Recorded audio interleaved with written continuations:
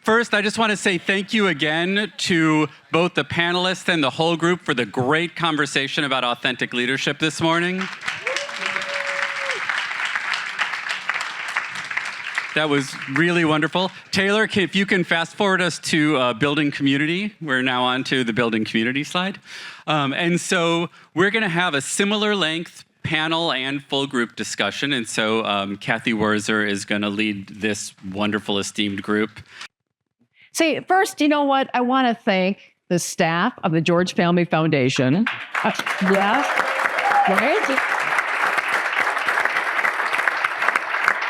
The event planners and the hotel team, yes, for putting together this meticulous preparation for an event like this. You all know there's a lot of work that went into this, a lot of work, and they did a great job. So another round of applause.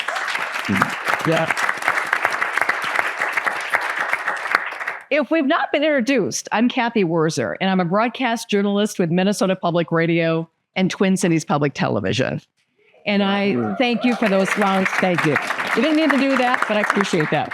I'm also the founder of a nonprofit called End in Mind Project. End in Mind Project. And we educate, we empower, and we inspire people who are navigating or who will navigate the challenges of life-limiting illnesses, caregiving for folks who are already ill, and the end-of-life journey. When I'm at cocktail parties, when I say what I do in my off hours, people just back away. I don't understand that. So, endinmindproject.org. We're going to focus this conversation on a core tenet of the George Family Foundation. One of the very reasons it exists is to give back to the community. The goal is to create thriving communities. And that word, community, has power to it, doesn't it? It conveys a sense of belonging, of being supported, right? Ever wonder how communities are created and sustained? What are the threats to these communities, our communities, and how might we mitigate those threats? We're going to talk about that. We've assembled quite a group of individuals here. We're going to introduce them in alphabetical order. So Atum Azzahir is with us.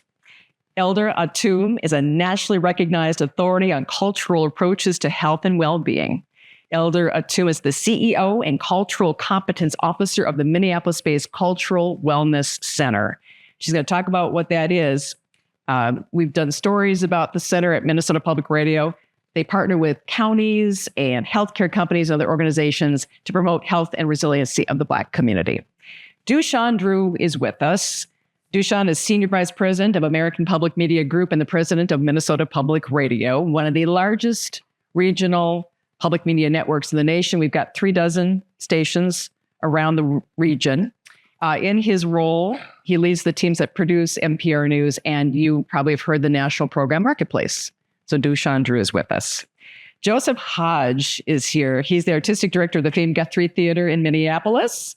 He began his tenure at the Guthrie in 2015. He just finished directing an incredible Shakespeare marathon, a marathon of 4 of the Bard's plays telling interconnected stories of 3 English kings. It was amazing. I'm glad you are here. It's a lot of work. Peter Hutchinson has a long history in the Minnesota public sector. He's been deputy mayor of Minneapolis. He served as the state's commissioner of finance. He's been a superintendent of the Minneapolis public schools. He even ran for governor. Currently, he leads management consulting strategy for Accenture's U.S. government practice. I'm glad you're here. Glen Gunderson is next to me. Glen is the president of the YMCA of the North, based in the Twin Cities. He's responsible for leading the 3rd largest YMCA in the U.S., and the 4th largest in the world.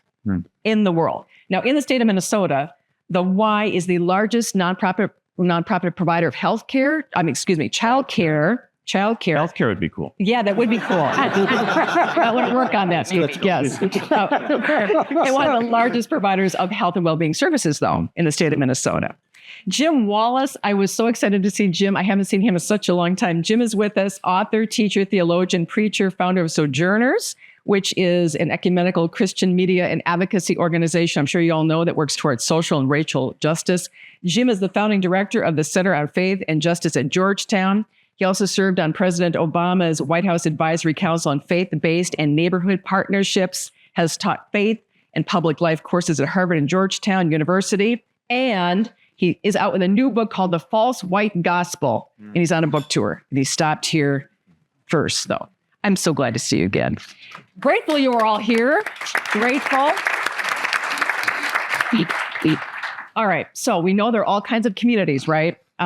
We talk about communities of practice in business, communities of interest. There are geographical communities, virtual communities, cultural communities, right?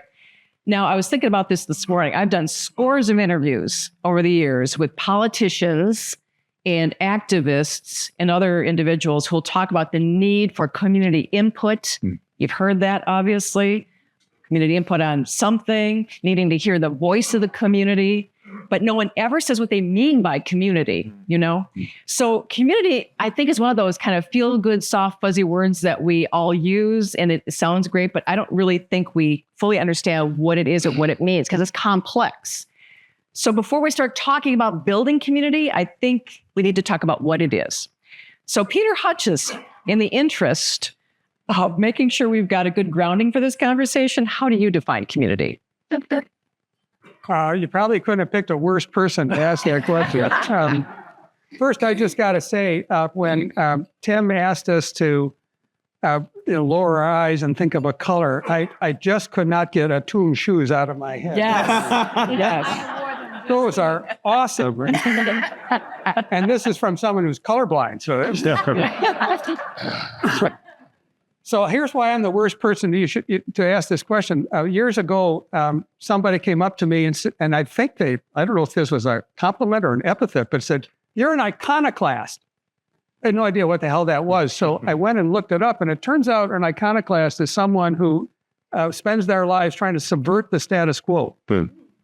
It's an apt description. Of you? Yes. Yes. Because to me, so much of what we take for granted about community needs to be subverted. Let me tell you what I mean. I think there are three things that characterize a community. And as Cathy said, communities come in all forms. But really, a community exists where two or more people come together and mutually agree to try to accomplish something. So it could be a marriage. And it could be a multinational government, right? So everything in between.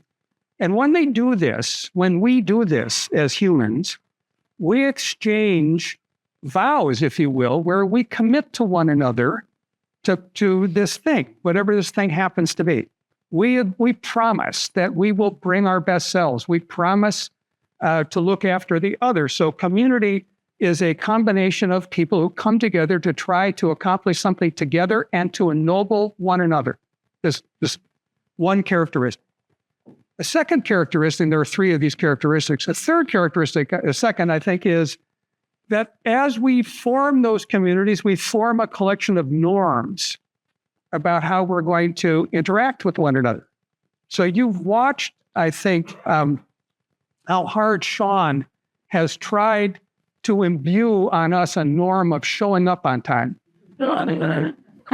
Imbuing norms is not automatic. It's something you actually have to work yourself through. So thinking about what are those norms, and we tend to codify these norms to some extent by doing things like writing down rules or passing laws or creating documents that kind of define what we mean by norms. And those are things around which we trust that the people in the community will abide. That's the concept of a norm, is you agree, I agree, we're going to accomplish these things, and we agree that we're going to operate this way, and we agree we're going to trust one another to actually do that.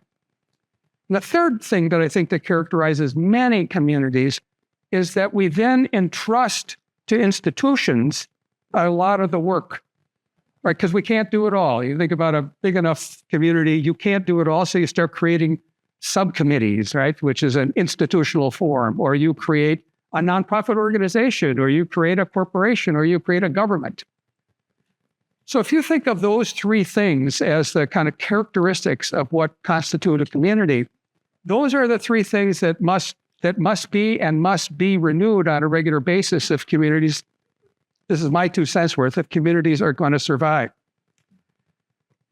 The preceding conversation actually, so this is what I thought I was going to say, and then I sat through the morning. So I got 3 more things to say, and then I'm Well, we have other folks. Go I ahead. got it. Yep.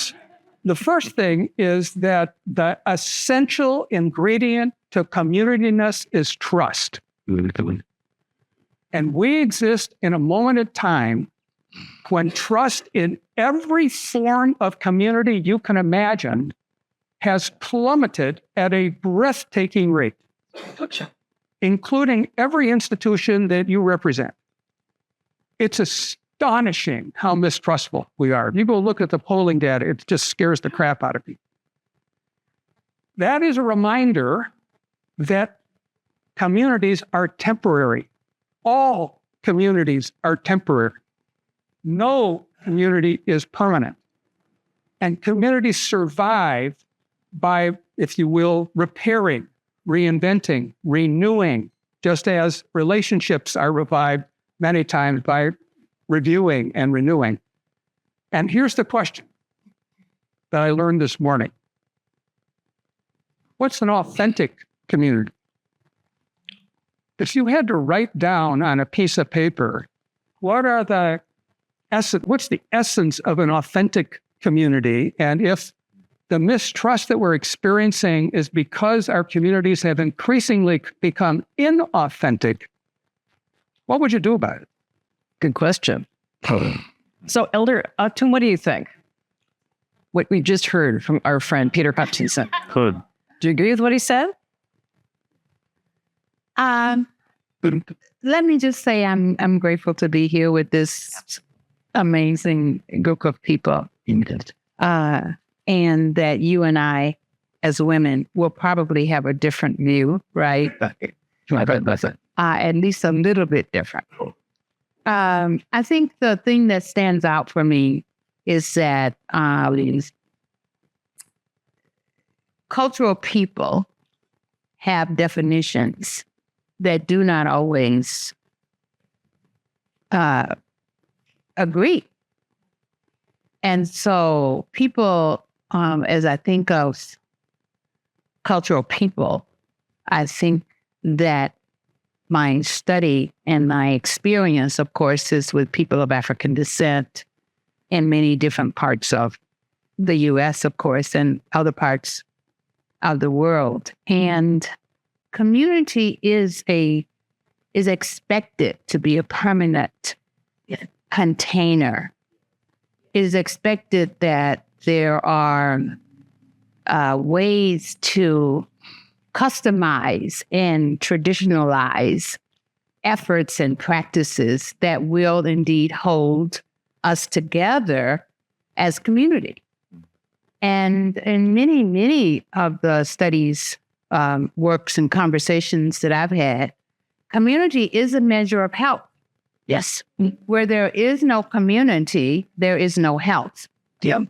And so that's the kind of ground level reason why we have had to, in many cases, redefine any of the concepts within the cultural wellness approach and the Cultural Wellness Center as an institution. We've had to look at the dominant wordings and narrative, as it's talked about now, stories, but definitely concepts. Definitely look at concepts that are defined during the time when the conceptualization of peoplehood was separated, divided, and based in racialized understandings. Right. So as I listen, and I have to admit that I've known Peter we've met many times in the past. But the idea then of where do you start today? Today is an amazing time where no matter who's defining what, we are challenged to think of the redefinition and the redefining of things that will accommodate not our past, but our future. So we have become a cultural wellness center, and people who I think we begin to read with, work with, think with, are beginning to define what is community, where our proximity and our familyhood and all of those aspects, customs and beliefs are at this point in time intermingled with the very people who we at some point in time thought we would never be community with, that there was no possibility of a community. But here we are now, where the very people we thought who would never be anywhere in our kinship network are now our kinship. Yep. Yes, in fact. And are now our our grandchildren. I can't tell people how much I love my grandchildren, right? Mm-hmm. So now I have to realize that my grandchildren could indeed be European or some other group, representing some other group and identity that I was not prepared for in the life educational system that brought me here today. So defining whether it's community or the conceptual frame within which we are going to exist really has to be given a lot of thought, and it is not book-based. So that would be my response. Say, Jim, it is not book-based. I mentioned the concept of community is pretty complex. What's your definition of it?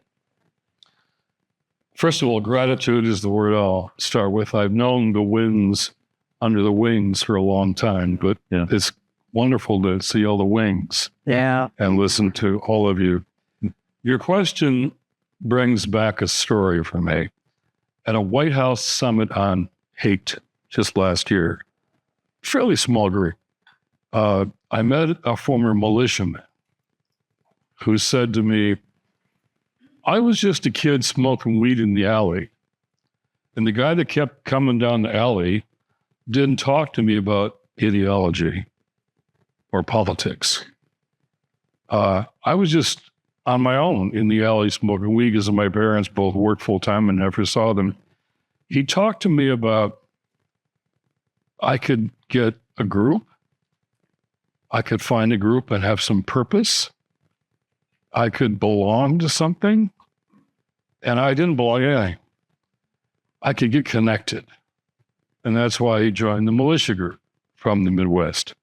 Now he matured and left all that, but it was connection that he was offered. It was a sense of belonging he was offered. So the answer to the hate crimes isn't just confronting the hate crimes, which I try and do my best at, but it's a lack of connection and belonging that people feel. And faith communities are supposed to offer that, but often don't. So it's nice to have an elder around. I want to pick up on what she just said. The most important question for a democracy, most important question, is who is my neighbor? Okay. And it was the lawyer who brought that question to Jesus in the Good Samaritan parable. Now, I've gone back into that text. I've been refreshing, revisiting all these gospel texts. And I've learned it was a Washington lawyer in the story. It sure was. I'm sure about it, because I know that tone of voice. He says to Jesus, so what do I do to inherit eternal life? Jesus said, well, you love God, will your heart, soul, and mind, and love your neighbors as yourself. Okay. Just who is my neighbor? He didn't say, who is my neighbor? It's, who do I have obligation to or not? So what we have to understand in that story, the Judean audience that Jesus was speaking to didn't think there were any good Samaritans. Samaritans were mixed race. They were half-breeds. They were dangerous. They were false worshipers. They were othered by the Judeans. But the man lying by the side of the road, beaten and robbed, Jewish scholars say was Jewish. And Jesus' answer to the question was to give the lawyer an example of who the neighbor is. The neighbor is one who is being othered by the man who'd fallen by the side of the road. And he was other to him. We see the othering of people all the time now in our political narrative. It's always the othering. And so an other to the one side of the road being othered was the neighbor. So the neighbor question is the most important question. And I would say, love this morning's discussion. Community and authentic leadership are on the ballot in 5 months. And Let's be clear. They're on the ballot in 5 months because a different definition of neighbor and community and even what leadership is being put forward. And all of this that we talked this morning wonderfully is on the ballot. And depending on the election, I'd like to get back to that at some point, authentic leadership will either continue to grow or become a resistance movement in this country. you mentioned community and connection. Now, I think Scott from the last panel, I don't know He who did. Scott is, that probably behind me here. He mentioned, I love that connection is a biological need. And I'm wondering here, Glenn, how can we build connection, strengthen connection in our communities? 'Cause I think that's what you're doing at the Y, right? Yeah, that's easy. I just wanted to tee it up for Yeah. you. Well, first of all, it's amazing to be sitting with these legends, and you as a legend, as a Minnesota kid, it's kind of cool to be able to sit next to Cathy Wurzer for a few minutes. My boss is right over there. Yeah, no. And I want to, it's interesting, isn't it? Because three legends just spoke and had different definitions, one saying it's temporary, one saying it's permanent, and all kinds of wisdom oozing directly over here. And I spent some time thinking about the definition, first of all, coming into this. And if you look at Miriam's, you see that community exists when people come together in a cultural dimension or a heritage-based dimension. And to me, that's way too narrow for what we're dealing with today. Now we have to understand how to cross these others gaps, right? And engage in ways that are authentic. And frankly, what we talked about in our little breakout, I was kind of planting this notion of in authentic leadership, shouldn't love be more central to that argument, and to that discussion, whether it be a community of two, whether it be a community like a township or a city or a school or whatever the case. But, at the Y, we're 180 years old as of last week. It's kind of amazing. And actually the founding of the Y was 12 young men coming together to try to figure out how to establish character values, faith-based values that would help young men who were coming off of farms in industrialized London, and they were finding trouble. They were finding prostitution and alcohol and other things. And how do you kind of gird these young men with the values and the character aspects that are important? So the very essence and kind of fabric of the Y was started in an initial community of about 12 guys trying to figure out how to make that happen. And we became place-based maybe halfway through that 180 years. And in fact, that's given us the ability to create a really dynamic connection. You go to the Blaisdell Y in South Minneapolis and you have 50 languages spoke within a mile radius, and you're very close to the Cultural Wellness Center.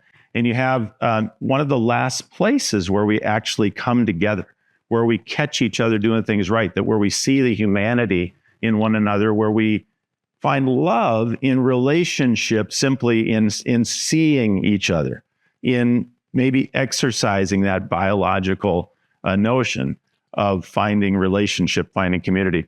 So I think it's a fascinating challenge. And over these next 5 months, we have a lot of work to do, and maybe a little work to do thereafter. How do we see beyond the heritage and the culture and not lose the true essence of those heritage aspects or cultural aspects, but find our way to humanity and connecting? I think the Y is doing a lot of work there, moving from commoditized swim gym to whole person well-being, moving from camp to adventure and community-based nature, moving from place to platform plus place to really engage both those that want to come and see us and those that want to engage in a digital sense. So, I mean, I'm hearing, so connection's important, right? In terms of community. I wonder if, can we really build community? And I'm in my head, I'm wondering, it seems that we can create the conditions. We can create the conditions in which communities can thrive. And maybe I'm splitting semantic hairs there. But Joe Hodge, I mean, at the Guthrie, how are you using the arts to build community, to create community? Yeah, well, look, I think I'm utterly unqualified to talk about community, except through the lens of the art form that I practice. And, you know, the theater is nothing but the assembling of people. That's a community. You know, the Guthrie in a given year, some 350,000 people watch plays at our theater. That's not a community. It's just not one. I can't put all those people through one funnel. They're from all walks of life. They're from different politics. They're from different ages. They're from different perspectives, different cultural and racial backgrounds. And the beauty of the theater and the art form is that it creates community, and it builds community, and it builds empathy. Because other than the theater and indeed places of worship, there are very few places where 1,100 people will come and gather in tacit agreement, turn off all of their devices, and sit for 3 hours or 12 hours in somebody else's story. It's one of the last places on earth where that is true. And you know, much of the divisiveness in our political life in this country, I think, has so much to do. I don't think we've begun to process what the plague years have been for us. I don't think we have begun to contemplate what that has done to community in all ways. The extraordinary isolation of that time. You know, studies have shown folks sitting in a theater together, watching live performance, their hearts will begin to beat in unison. And that same friend group goes out to dinner afterwards. It will continue for some hours afterwards. That same story put in front of people at a movie theater, it doesn't happen. There's something about being in a place. And I think it's probably not incidental that democracy and the theater began 2,500 years ago in exactly the same part of the world. It has always had a community element. It has always had politics of a kind, which is the politics of humanity, which is the politics of folks going, we're all different than one another, but we can sit here quietly and walk in someone else's shoes for a couple of hours in our I, me, mine universe, in our technology, and our homepage, which is like, I only care about the Miami Dolphins. I hate the Green Bay Packers, so I'll only watch them. Right? We curate our lives, and I think what the theater does for community is it invites us. It invites us to. I don't know why. I actually think in some ways that are slightly or altogether alchemical. But I've made work in theater in the West Bank and Gaza. I've made work in maximum security prisons. I've made work in very, very rural South Carolina. And I will say it's not about my social justice impulses. It's the art form itself. The art form does something which can bring people from very, very different perspectives. And the umbrella of that art form becomes a shared space where we can understand one another and better. And I think we're only learning once again how to be in community. And maybe it's a much longer, just one more word on that. I think, it's interesting that like in the 1950s, our houses were half the square footage of what they are today. The home was a place where you ate and you slept.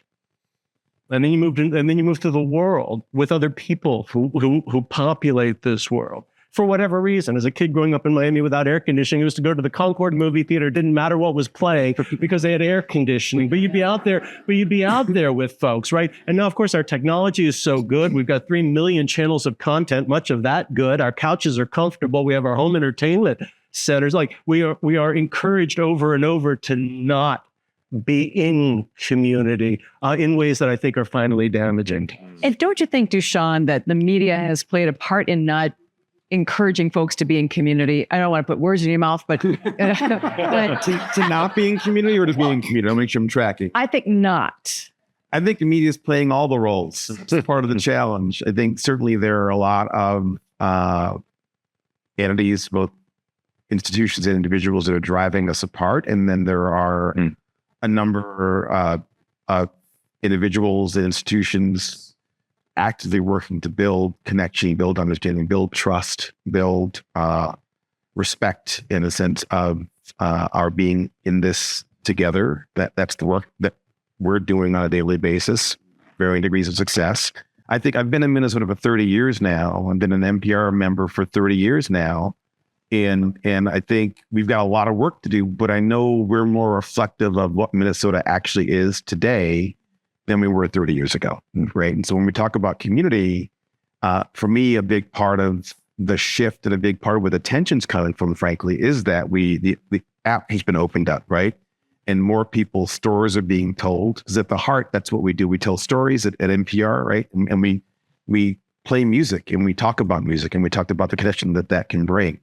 And I think in all the spaces that we're doing that, we're both welcoming people in, a wider swath of people in, which I think expands the number of communities that feel seen and served by what we're doing.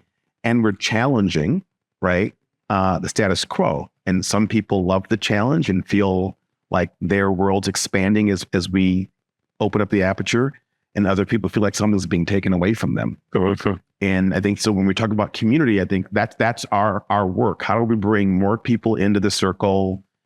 Cathy's heard me talk about this before. I'm not talking about moving the circle. I'm talking about widening the circle, right? So it's not abandoning the people who brought us to this point. It's about bringing more people into this circle and then helping them see and more deeply understand and value one another. And I think the fact that we've got news, and that's the hard stuff and the sort of more, emotional stuff that makes you feel great about the world because everything isn't falling apart. Many of the people in this room, right, are day in, day out doing the kinds of things that make me want to get out of bed and run hard every day because I know you are. And it's also the stuff that we absolutely have to confront or at some point we'll be turning all the lights off, right? So I think we've got this ability and responsibility to build community in a way that includes more people, that reflects a wider range of stories and perspectives, and sitting with our own discomfort that comes with that, as well as helping people envision what's possible if we figure out how to work better together. And the fact that we've got music in art form, right? Various art forms, I think gives us another important tool for helping people sit side by side and be on, the same sort of train together. And we need more of both of those things, more information and understanding and trust, and we need more joy and inspiration. And I think that without all those things, we don't have community, and without intentionality around it, we don't have an ability to move us from where we are to where I think most of us know we ought to be. And it's hard because there are a lot of folks actively working because there's money in it, and because change is the kind of change we're undergoing is threatening some people.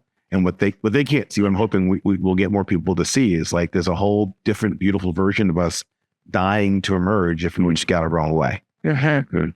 Thank you. Say you brought up trust. Somebody else up on the panel also brought up trust here. Peter. Thank you, Peter. And I'm wondering, Elder Atum, how does your work build trust within the community? I thank you. I think my work really, the mission statement for the Cultural Wellness Center is to unleash the power of people to heal themselves and build community. One of the major premises that we work from is that we really do have to search and examine culture. And the reason we began by thinking of searching and examining culture is that we realize my own life, is really the background of what the Cultural Wellness Center is. But the life that I've lived really has shown me there are many, many examples in my life where I'm not going to be able to trust very many people. So if I can't trust very many people, then what do I do with the fact that trust is both once again, a cultural as well as a spiritual and religious idea?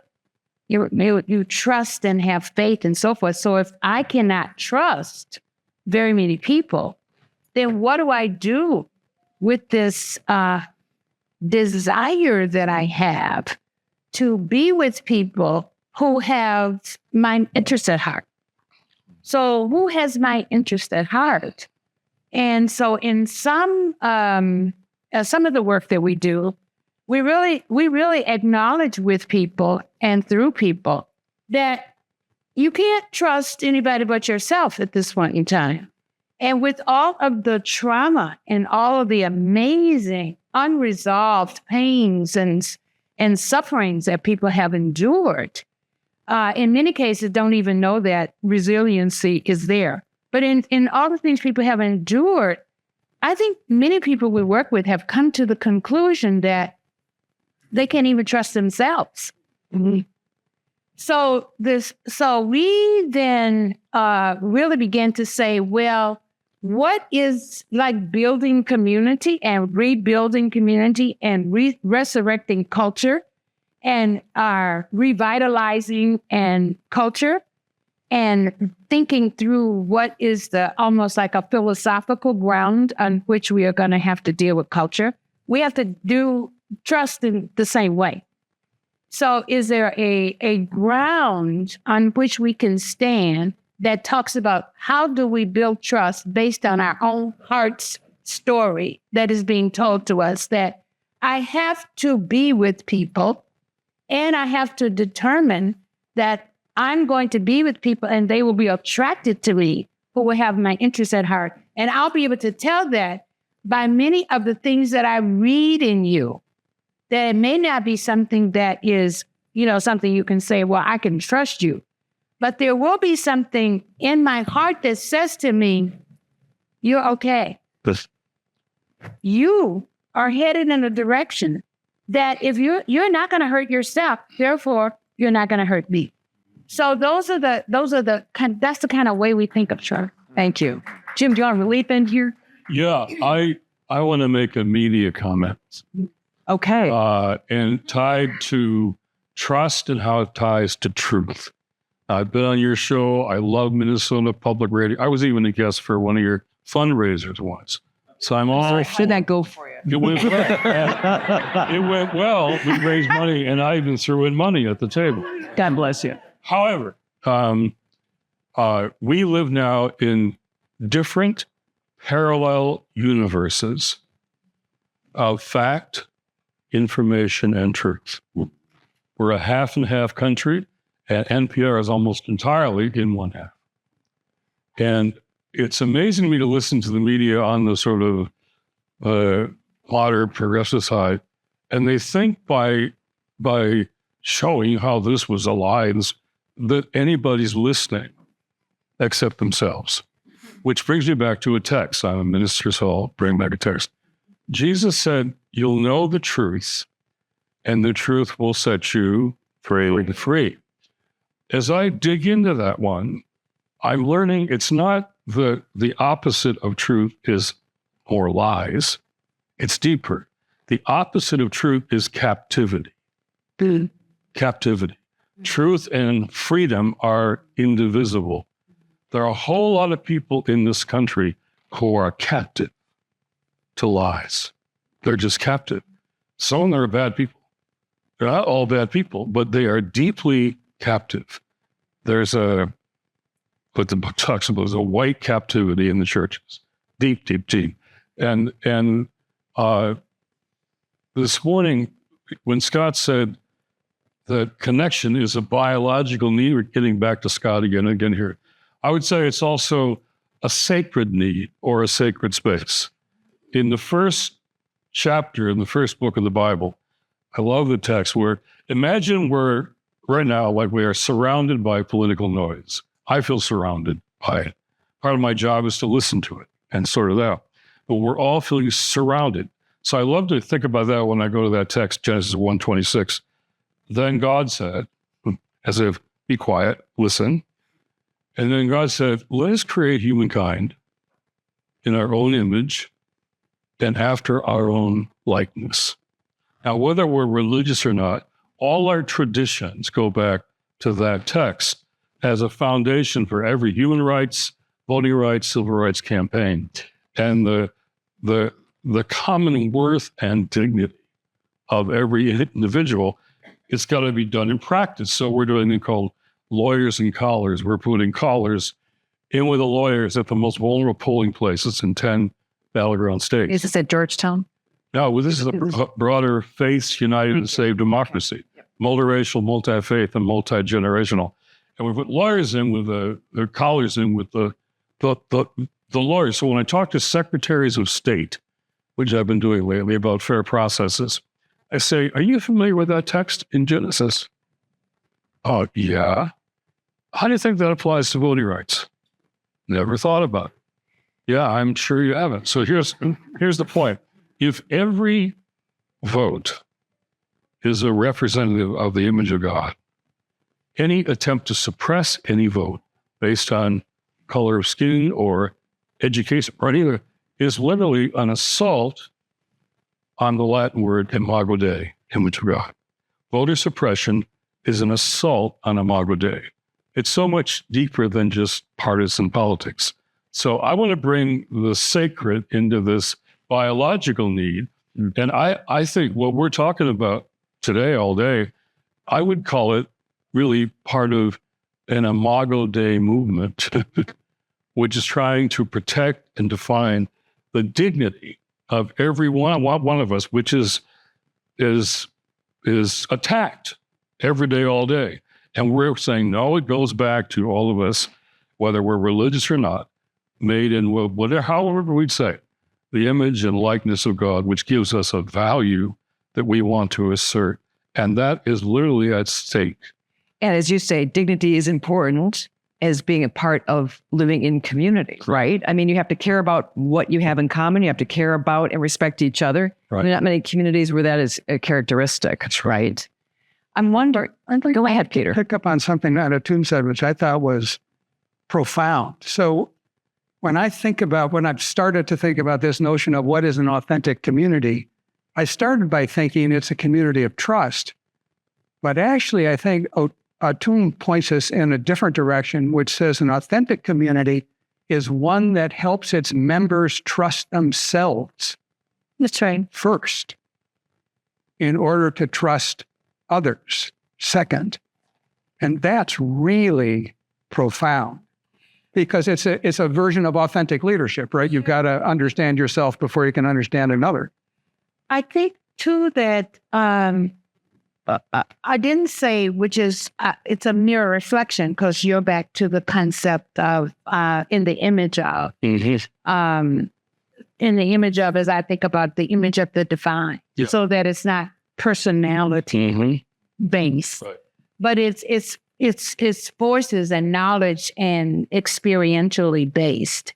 That I can see by reflection in you, and many times based on your behavior toward me. Right. And so the point is that, history has really challenged these concepts so dramatically. So that's why now we really do have to see and look in each other and then see what comes back to us from that looking. Joe, what do you think of that? I think, I think it's very beautiful, full stop. And also I'm thinking, just to throw a big piece of raw meat in the center of this stage, I think we have to be careful about fetishizing ideas about community, because I think there's a kind of tribalism in play where there are people who many of us in this room, I suppose, really, really don't agree with, and that they have a community. And the lies that we tell to one another when we are in our little community of folks who are just layering up the face. So this is fascinating. A recent, I don't remember where I read this. orthodoxies, some of these, elections been stolen, whatever, some of these things that are true to some, lies to other. Ask people to say, hey, do you agree or disagree with some of these things? And a lot of people agree with a whole lot of things that evidence-based say are lies. If you give money to those same people and ask them to just score it again, they're much closer to the truth in all the areas. So they're actually willing to absorb and accept lies in order to belong to a tribe that they don't want to be thrown out of. Exactly. And our social media moment is a huge exacerbator of that. We think it gives rise to individual expression, but it leads to stultifying conformity within very engaged communities, to use a term. So, I think what we're talking about here is not just community or not community or what makes community, what makes a broader community and what makes a community where we can be more tolerant, more willing to absorb things other than what we automatically feel or have learned.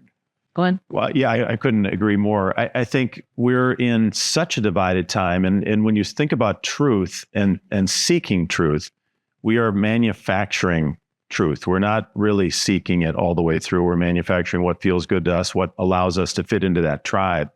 And I do think there's an obligation in authentic leadership to find ways to break that down. And one of the ways we're trying to get at that at the Y is through our work in equity leadership and equity innovation. So we're convening organizations, convening corporations, school groups, civic leaders, and really getting to a deep appreciation to Atum's earlier comments around who is sitting across from me at the core and what are they reflecting back.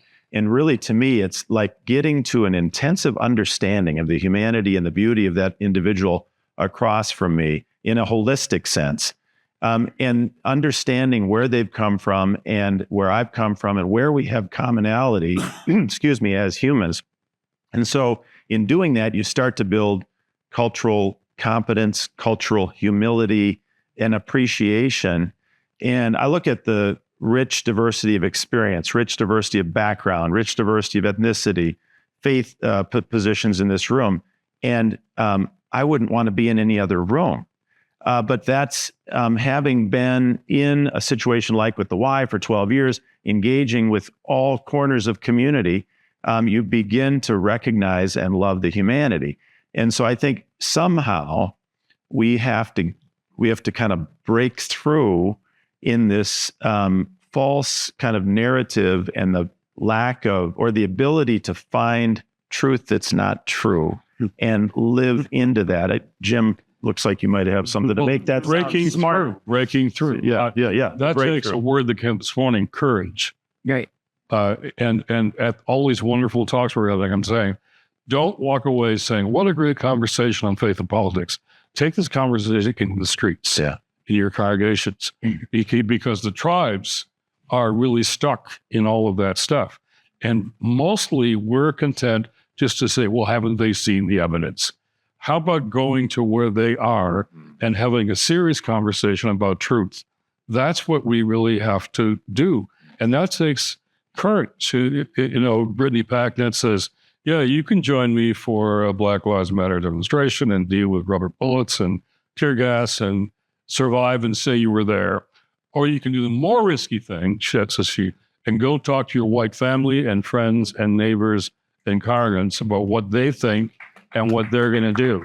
That's more risky for you white people than joining our movements. Say, by the way, my friend Sean, I know you're out there with a microphone, I think, right? So if you get, thank you. So if you, I don't want to, we're hogging the conversation up here, I'm sorry, but it's a good one. If you all have any questions, just raise your hand and Sean will come to you. Marnita. Come on, stand up. He's right behind you with the mic. And I'm not asking a question. I do want to say something as a person who lives in the space of embodied community. I'm going to do something that's just going to take like 90 seconds. If you've actually been to my home for dinner, stand up and keep standing up. If you've ever been to my home for dinner, stand up. If you've been to one of the dinners I've thrown anywhere in community, stand up. If you have somebody in your own family across race, class, culture, or other means of self-identity, stand up. If you have somebody in your family who's living with neurodivergence, maybe they live with dementia, maybe they live ASD, stand up. I want you to look around the room. There is no them. There is only us. And this works in every room we have ever been to. We have now had over 250,000 people to dinner across race, class, culture, and other means of self-identity. If we talk about what we have in common and our shared future, I gave up expiation of guilt for outcomes a long time ago, and it actually works. Thank you. Beautiful. Beautiful. Say, Duchesne, as a person, again, who is a member of the media, how do you get conversations across community going? What seems to work out there? A lot of ways, and we've got a lot of tools. I think that's the important thing. Just no silver bullet, right? So I think we're building community through the program we do over the year, where people have a chance to hear about ways of being that are different than their own, and frankly, hear about ways of being that align with what their experiences are, so they feel validated, understood, like they matter. We do stuff in community. We have a new initiative called Talking Sense, which is specifically designed to give people tools, words, practices to be able to have that conversation with Uncle Harry at the 4th of July picnic, because you know he's going to bring up X. And rather than just storming off or getting to a shouting match, it's like, how do we help people come away with a deeper understanding of what the other person thinks, what's underneath it, right? How do we help them understand whether it's values laden or whether it's just based on their own path through this world? I mean, Mother Atum spoke about it really eloquently. Like, we are products of our experiences, from the families we're growing up in, to the religious experiences we've had, to the corner, that we're on. It's just one of those deals where I think we have a huge opportunity. It's not going to work in all instances. Some people are not here for it, but a huge opportunity to help us better see and understand one another, and to have the kinds of conversations that Marnita does so well, right?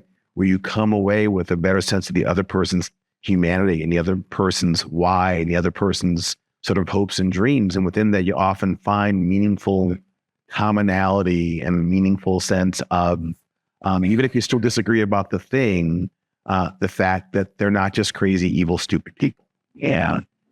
Say, Sean, you have another question in the audience. Go ahead. Yeah, this is sort of related. You kind of beat me to it, but I had actually a question about what you said, and I want to come to one of your dinners too. I'll come from Chicago for that. That'll work too. That will really work.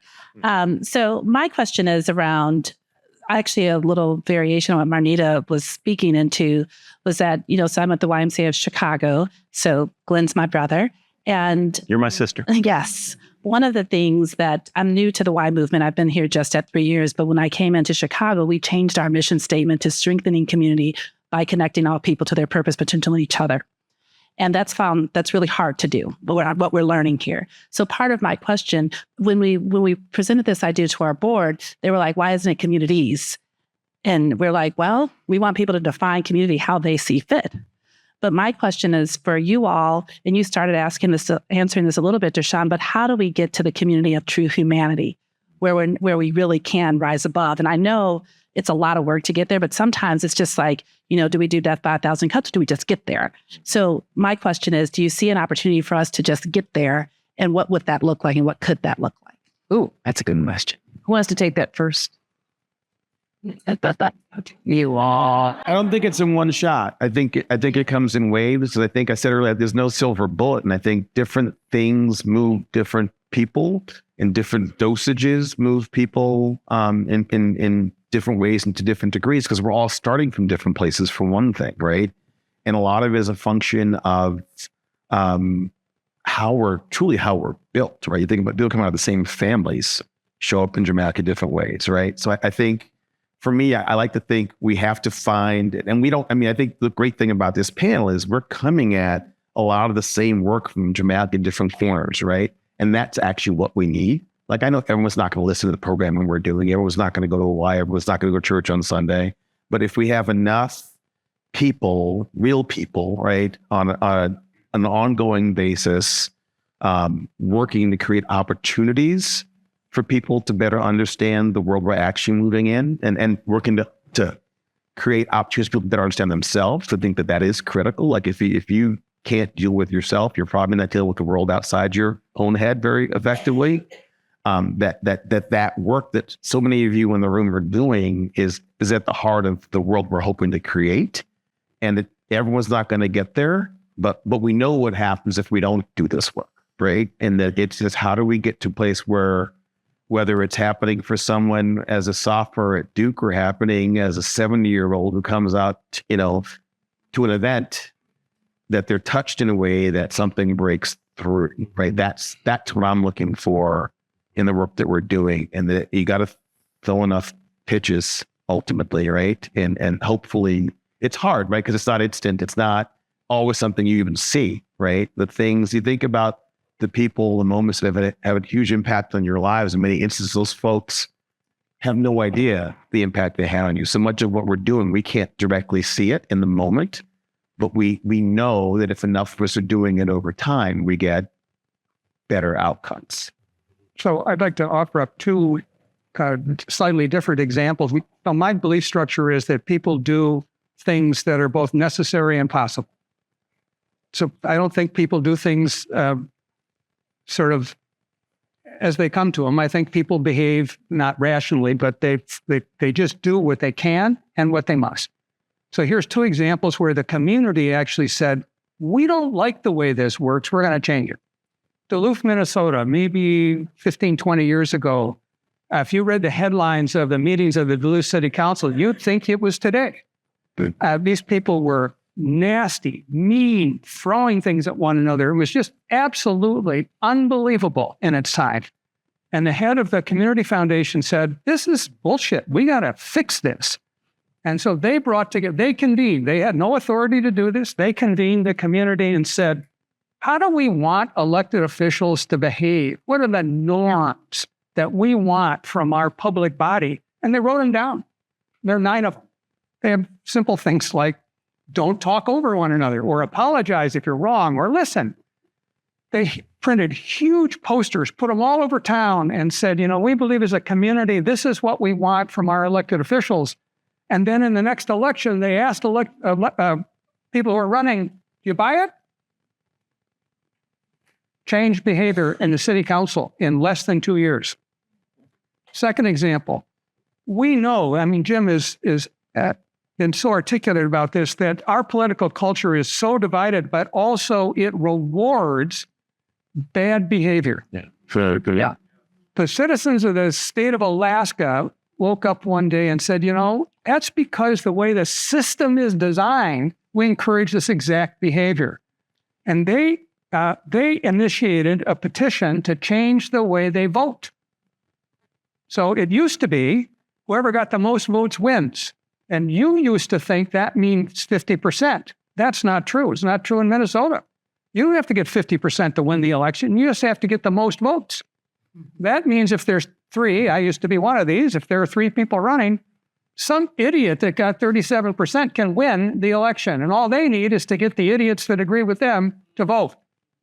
Alaska said, enough of that crap. We're gonna embrace ranked choice voting. I just heard the Republican leader of the Senate tell the story about before and after. So she was the Republican leader of the Senate. She was opposed to ranked choice voting. In her next election, which was before ranked choice voting got implemented, she had a right-wing nutcase come after her and she lost. She got thrown out of the state Senate. Ranked choice voting comes in, she decides she's going to run again. But it's a whole different world. Before then, all she had to do was talk to the Republicans. After ranked choice voting, she's got to talk to the Democrats. And she tells this story about walking up to this house and the guy opens the door and recognizes her and says, you're at the wrong house. I'm a Democrat. She said, I know, but the rules are different. Let's talk. And they discovered that they had a lot in common. They discovered that if you actually talk to people, engage with people, you can find common ground. She won the election. She is now the president of the Senate in Alaska, and she's running the government on a totally bipartisan basis. How we design the rules of behavior, the norms, really matter. And we have, this is my 2 cents worth, we as a society haven't talked about these norms in generations. We believe that what happened when the signers signed the Declaration of Independence was the last time we had to talk about this stuff. And this is the time we have to talk about it, whether it's the Good Samaritan, who's my neighbor, what do I believe? This is the time, and we don't need to wait for somebody else to ask us to do this. If we want authentic communities, we can define what they are. We can actually expect people and make it possible for people to be that community. It's good, yes. Yeah. None of this is morally neutral. We are religiously pluralistic in this room, and we want to be in the society. But that doesn't mean moral neutrality. For example, a word that came up this morning, I'm going to bring back up, demons. It came out, demons. About knowing our inner demons. All of that's true. But there are collective demons. There are national demons. And every nation has a battle going on between its better angels and its worst demons. Every nation, not just individuals as leaders, but nations. And right now, it's not just that our worst grievances are being mobilized. They are. Our worst demons are being mobilized. Our worst demons are being mobilized. So whatever religion we are, we've got to counter the worst demons with whatever we believe are our better angels. Thank you. That's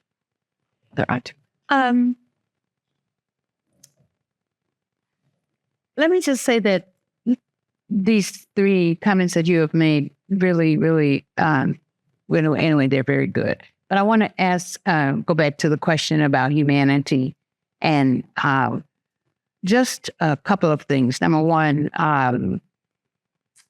I think that the point that we work with at the Cultural Wellness Center is how do you objectify certain kinds of concepts that, in other words, community is not a geographic community only, or it's not a physical, location or something like that.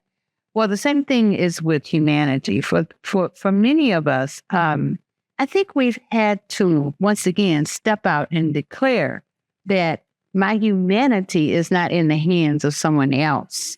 In other words, you can't give me a permission to be human, or you can't take away my humanity or declare that I'm not human.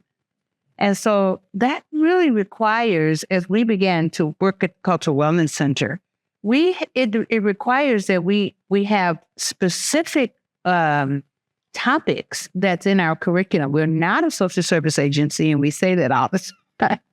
We are a institution that really came from our communities. Is practice-based evidence. So the practice-based evidence at the Cultural Wellness Center that you'll have to rely on is what's your experience, and what does that experiential knowing give you as it relates to your spirit, your capacity, to live in harmony with a greater, higher than yourself kind of force.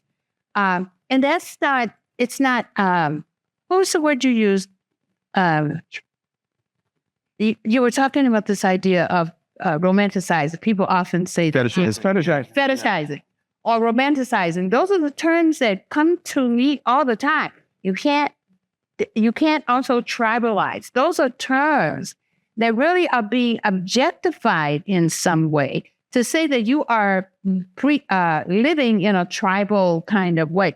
Well, tribalism is at the core of community right now, because of what you just said. It becomes a tribalized force that you are going to, in your collective sense of yourself, you're going to fight with other people who are also tribalized, because that means, So all of that is at the core of this question about humanity.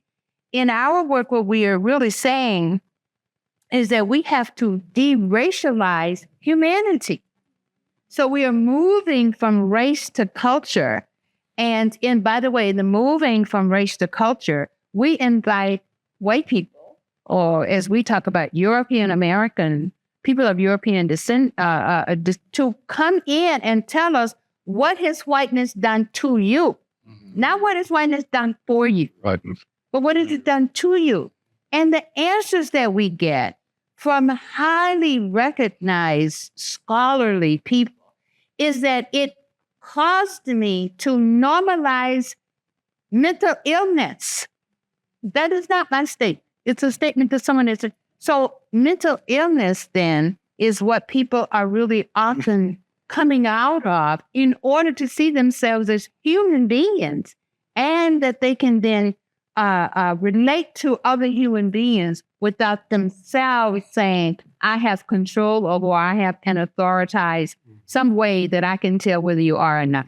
So this question that you raised is one that we spend hundreds of hours and hundreds of conversations having the discussion about what is humanity to you and for you, and how do you get there with the conditions that we have to now recover from and redefine and revitalize. Just a quote from somebody else who would agree. Eddie Glaude wrote the foreword to my book. And Eddie says, I distinguish between white people and people who happen to be white. That's a very important distinction. No. See, stomachs are Happen to embody a white body, or happen to be in a white body, right? Stomachs are talking. We're getting kind of hungry. A final question. I'm going to go down the line. I want to talk about resilience because I think that word was used in our conversation, right? Resilient communities are cohesive. They promote individual and community well-being. So let's talk about how we can build resiliency. How might the arts build resiliency in communities? Do you have any thoughts on that, Joe? Yeah, I'm not. I'm sorry. I'm not being coy on it. I don't know. I just don't know that I have an answer to that. But I just want to amplify the question, which is, I think there is such extraordinary. Many of us in this room lead organizations of one size or scale or another, and there is such extraordinary distrust of institutions, even before you've had a chance to fuck everything up. Like there's just such distrust of it by virtue of the fact of it. I had a board member at a function a week ago shared a fascinating statistic. Said in 1962, 63, polling the national public, 77% said they trusted the federal government. Today, 22% trust the federal government. So there was a time that we almost trusted the government. We almost trusted the academy. We almost trusted the police force. We almost trusted some of these institutions that we just no longer trust. So you can populate these organizations with good people and good thinkers and folks who really wanted to make a very real difference. And the resistance is extraordinary to that by virtue of being an organization, a corporation, an institution. So I don't have an answer, but I'm very interested in how others on the panel and others in the room think about this, because I think about it all the time. The resilience part, I mean, I think that is an important thing. I mean, Glenn? Yeah, I'll touch on it from a wide perspective. First of all, we're on the shoulders of Penny and Bill. I mean, they've been extraordinary champions, the wind under the wings for us to think about whole person well-being. And I mentioned it earlier, but the why really moving from commodity swim gym, or at least in perception, to a whole person model. And that whole person model in our case is spirit, mind, body, and community. And it goes back to what Atum is talking about in terms of knowing yourself, but then also extending in that relationship dynamic to others. And we see, and I think going back to Dory's question too, to me, it's working on the system, to Peter's challenge, like how do we break down the system? But then how do we get local institutions to work together? Because that's where I think the power of real change can exist more quickly. To your point of, can we get there 5,000 cuts, or can we get there quickly? But to me, building resilient communities comes back to really thinking about a holistic model of well-being, not fitness, not just the spiritual, not just the community, but spirit, mind, body, and community coming together. So we're trying to instrument the organization in a kind of a rather revolutionary way with leaders like Jamie Bruning-Miles in San Francisco and Dory McWhorter in Chicago and et cetera, to really move beyond the commoditized aspect of health to looking at whole person. And you get at whole person, you can get to resilience. Jim, what do you think about building resilience in communities? I had the experience that many of you probably have too. Sojourners was approaching 50 years. 50 years since I helped to start this thing. And I realized, gee, I must have been 6 when we started. Give or take. Yeah. But I decided to pass it on to a new generation, which we done. And when a new place like Georgetown invites you to a new chair and center based on your 2 favorite words, faith and justice, you're a happy camper, right? So what we're doing now is, in this election, trying to say there will be a faith factor in this election. There will be one way or the other, decisive one way or the other. And white Christian nationalism is literally a false religion. And to go deeper, it's an idolatry. It's an idolatry. So we're trying to counter that around the country with making the faith factor a different kind of factor. And it's a battle. It's a battle that we're feeling all around the country now. But I think resilience, I'll just say the chair, my new chair, is named after my wonderful tutor and friend. It's the Archbishop Desmond Tutu Chair of Faith and Justice. And he taught me the difference between optimism and hope. Hope is what the resiliency faiths are supposed to provide. But that's not optimism. He said optimism is a feeling or a mood or a personality type. Faith is a decision you make.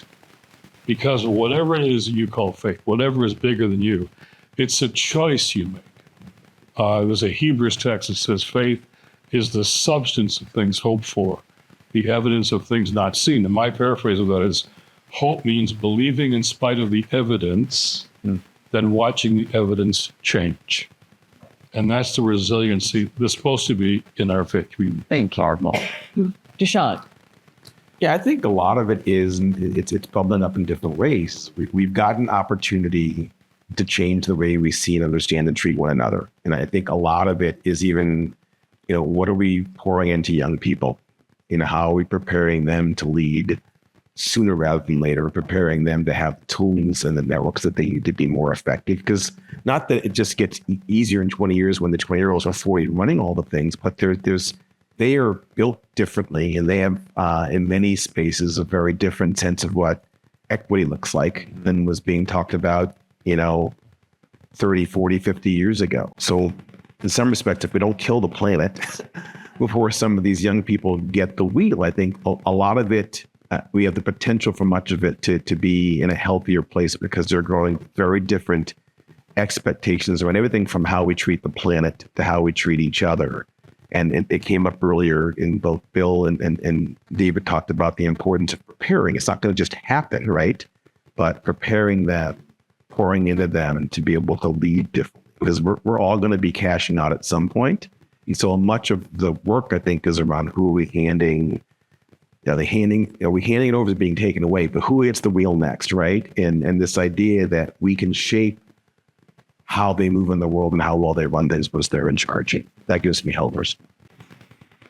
Atum, any real quick comments about building resiliency that you want to pass along to folks?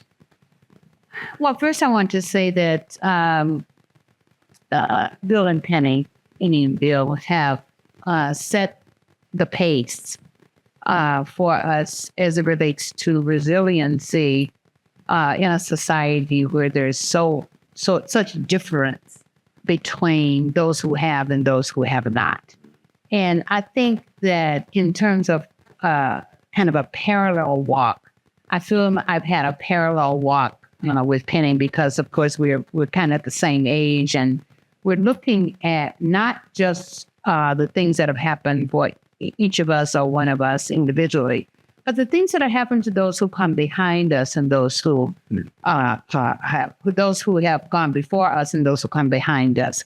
And I think that resiliency is proven to me by the fact that I am now 80 years old. My father, my mother, my grandmother, and those who have gone before me taught me how to survive, taught me how to live in spite of. And I have spent a great deal of this time that I've lived really trying to pass that on to anyone who comes in contact with me. I want to be able to really show that the concept of God has to be in the work that I do, the life that I live, the love, that I can produce and keep on producing.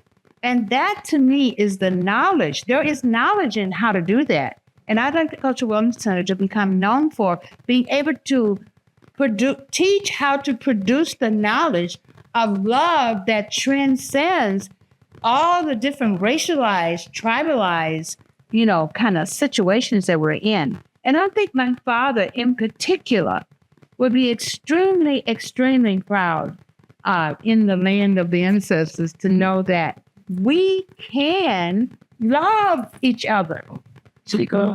We can. And that indeed is a concept of God that we all can really begin to practice. I'd leave it there, but I want to get Peter Hutchinson's last thoughts on resilience. I started with you. I'm going to go end with you. So I'm going to go back to where I started.